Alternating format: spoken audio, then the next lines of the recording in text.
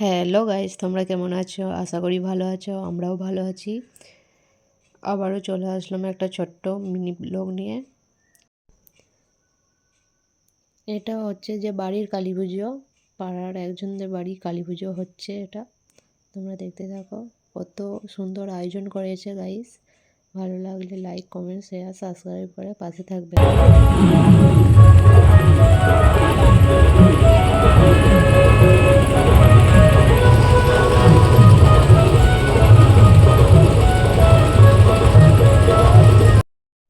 ছোট্টখাট্টো একটা অনুষ্ঠানের আয়োজন করেছে, ফাংশন হচ্ছে গাড়ির মধ্যে।